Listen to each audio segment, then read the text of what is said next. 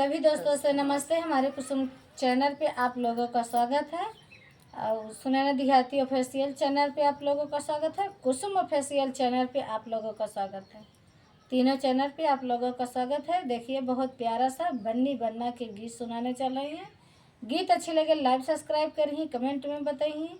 और देखिए कुसुम दीदी की आज तबीयत तो कुछ कम ठीक है और बहुत प्यारा से तब भी गाना सुनाने चल रही है। तबीयत नहीं सही दोस्तों। सुबह लाइफ में जब चलावा है तब वो बतावा है शाम के 5:30 बजे और सुबह 5:30 बजे हमारा लाइफ चला था। जेका जुड़े कोई जुड़ जाए सुनैना बिल्कुल नहीं जुड़ती दोस्तों। नहीं दोस्तों जुड़ी थे। देखा जब हम चलाए रहे थे तो नहीं जुड़ पाई। आइए गीत के सुनाती चलाए रहे तो जुड़ जाई थे नहीं हो जुड़ती। ये तो मजाक करत है। और आइए बहुत प्यारा सा गीत सुनाने चल रहे हैं। गीत गाय न पाओ बे पचे गई हैं लेकिन अब का करी गई ही ना बिना हमारे। चलो उठाओ।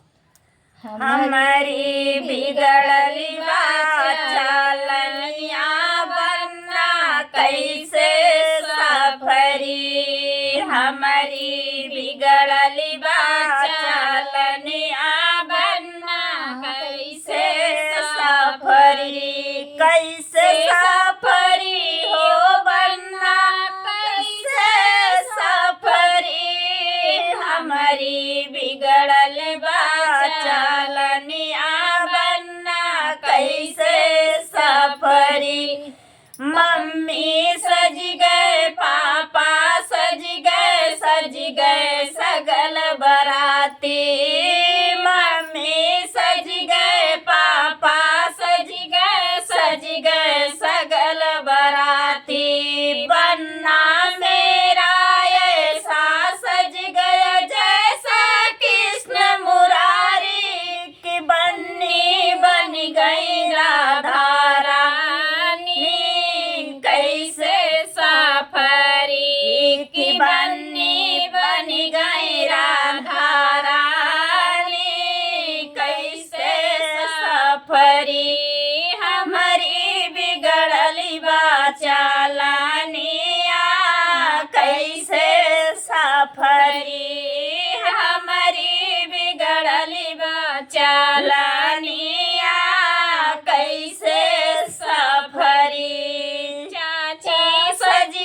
चाचा सज गए सगल बराती। चाचा सज गए चाची सज गए सगल बराती।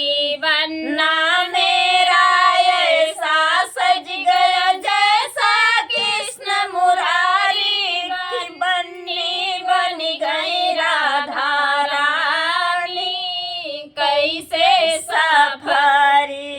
की बन्नी बन गई राधा रानी कैसे सफरी। हमारी बिगड़ली चलनिया कैसे सफरी हो।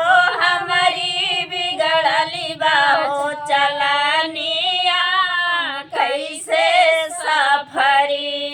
भैया सज गए भाभी सज गए सगल बराती। भैया सज गए भाभी सज गए सगल बराती।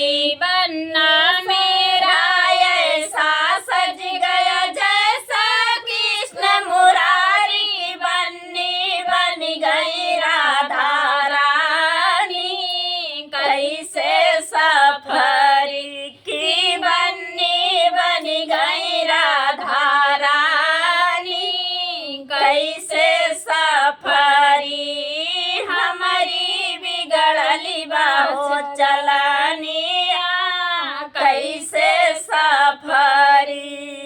हमारी बिगड़ली चलनिया कैसे सफरी। फूफा सज गए बुआ सज गए सगल बराती। फूफा सज गए बुआ सज गए सगल बराती। बन्ना मेरा ऐसा सज गए जैसा